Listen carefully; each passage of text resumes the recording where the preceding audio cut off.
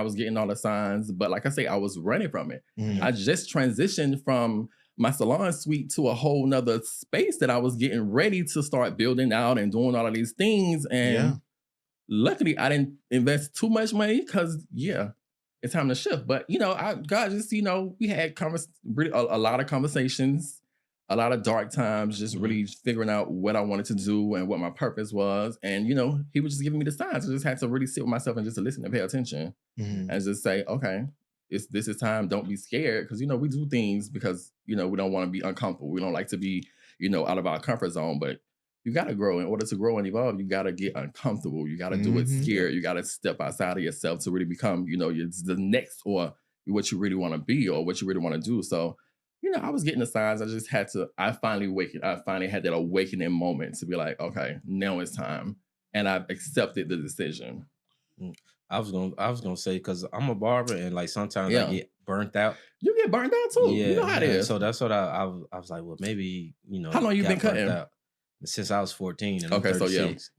So, but like in a shop professionally in Georgia since 2015. Yeah. So, like you said, doing the same thing over and over and over. It becomes again, repetitive. every day, It becomes you just want repetitive. something different, and you get burnt out. But And I then ended up that just too. moving to a different barbershop. Mm-hmm. Yeah, so I was thinking like with you, because it's like with me because I had a suite and I was just by myself. Yeah. But now that I'm in a barbershop with multiple people, it kind of balance you out a little bit. Yeah, I get to talk to everybody. We debate, we do this, we do that.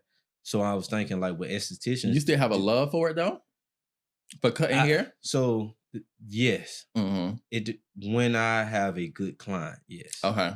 But then it's like when you get those clients that just irk your nerves, it just makes you question your whole existence in like kind of career. It kind of enhances. Like this one of my best clients, because he come in and he only get this, and he tills really good. And I will say that. You keep on, bro. But like, you get those clients, man, and it kind of it's challenging. Enhances the burnout. It makes you think like, well, I can't wait to stop. That was also a extra layer on the top. How does that work with?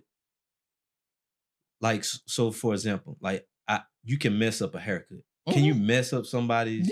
Yeah, I do corrective skincare, so you can burn somebody's face off with a chemical peel. Oh. Like you can really do some serious damage. That's why it's so much behind the scenes as far as like insurance and liability. Like you got to have all that stuff in place, because someone can say, "Oh yeah, he burnt my face off," and X, Y, and Z, and can take you to court and try and take everything from you. It's happened. You know what I'm saying? But do y'all have like as estheticians, like because I'm pretty sure you went to school for this, right? Yeah.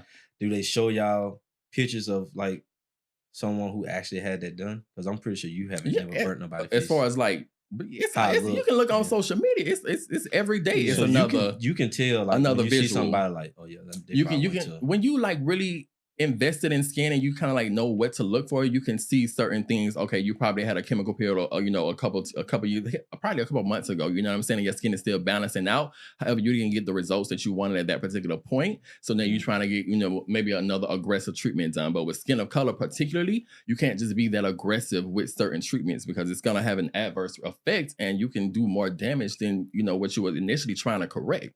So you can, once you know. It takes a good eye. It takes a lot of studying and just really knowing what to look for when it comes to skin, to know. Because I've had clients, okay, I want this type of peel. And I'm like, yeah, no, I'm not doing that on you. Yeah, I'm not. Yeah. First of all, your skin is not even in the state for that. Have you ever had somebody try to come to you to make them kind of lighter? Is that a thing with estheticians? So the whole lighter thing, I don't. Because you know Charlemagne the God, right? Yeah. So, and I'm not. What's going on with Charlemagne? That's my boy. That's my cancer brother. Yeah. So old Charlemagne versus now Charlemagne got some treatments done. He's definitely had some chemical peels done. He probably had a good hydroquinone bleaching cream or something, a lightening cream. I don't like to say bleaching or a lightening cream, because it helps to lighten up your complexion or improve impurities that's going on with your skin. But it's not to make him. It's not to make him like he want to be light skin. It helps. You got to think about But everybody at this table is black. So when we go out in the sun, when we ride in the cars, our skin naturally produces excess of pigment. It naturally produces pigment.